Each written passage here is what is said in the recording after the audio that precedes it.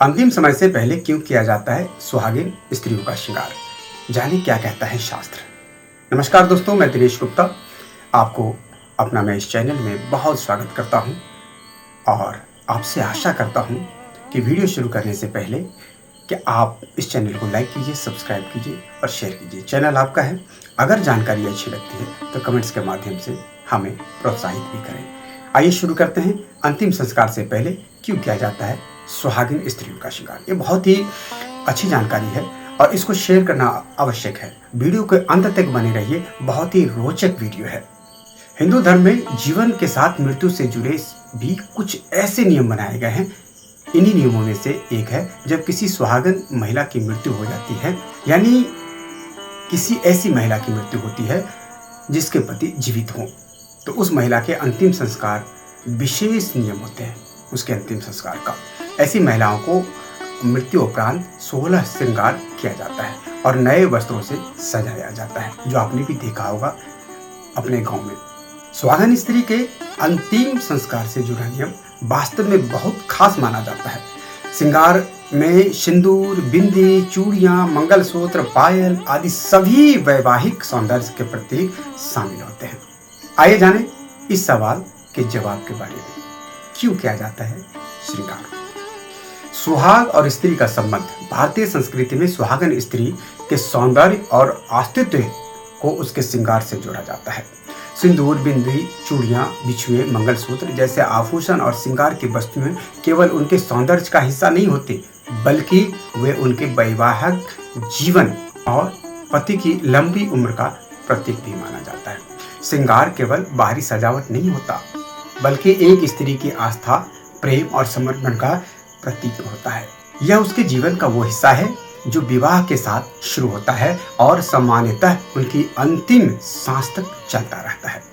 मृत्यु के बाद क्यों किया जाता है सुहागिन का श्रृंगार? अब इस बात पर हम आ जाते हैं। ऐसा कहा जाता है कि जब किसी सुहागिन स्त्री का निधन होता है तो शास्त्रों और परंपराओं के अनुसार उसे अंतिम विदाई से पहले पूरे वैवाहिक श्रृंगार में सजाया जाता है। इस परंपरा के पीछे कई भावनात्मक और आध्यात्मिक कारण हैं। तो आइए हम जानते हैं इस कारण को। मृत्यु एक नई यात्रा की शुरुआत माना जाता है।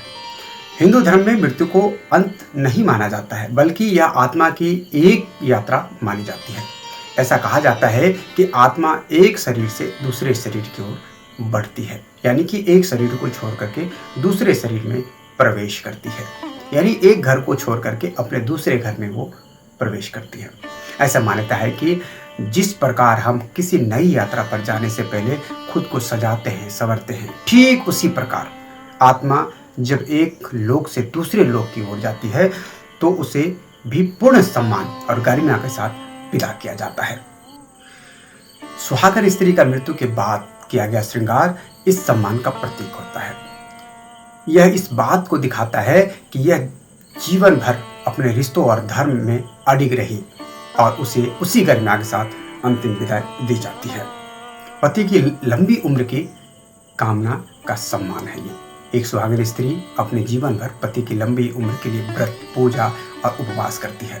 उसकी हर प्रार्थना, हर मांग में केवल पति की रक्षा और दीर्घायु की कामना होती है। ऐसे में जब वह इस श्रृंगार से विदा होती है तब उस समय उसे विशेष रूप से सुहागिन का दर्जा प्राप्त होता है और उसे सम्मान देने के लिए यह रस्म निभाई जाती है।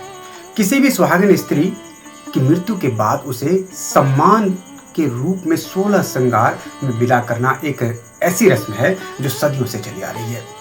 अपने विचार मुझे अपने कमेंट्स बॉक्स में बताएं। मुझे फॉलो जरूर करें। अगर आप सनातनी हैं तो निश्चित तौर पर आपको ये जानकारी अच्छा लगा होगा और अगर अच्छा लगा होगा तो कमेंट्स जरूर करें, लाइक जरूर करें, वीडियो को शेयर करें। आपने यह चीज़ जो मैंने भी बताया, समाज में यह रीति रिवाज सदियों से चला रहा है और आगे भी इसी तरह से परंपरा जुड़े रहेंगे। भारतीय संस्कृति में सुहागिन स्त्री के सौंदर्य और अस्तित्व को उसके श्रृंगार से जोड़ा जाता है, जिससे मैंने भी बताया। यह परंपरा सुहागिन स्त्री को सम्मान और आदर के साथ अंतिम विदाई देने का प्रतीक भी है। आशा करता हूँ अच्छा लगा होगा। बहुत बहुत धन्यवाद। मिलते हैं एक और नए वीडियो में, अगले वीडियो में। बहुत बहुत धन्यवाद। नमस्कार।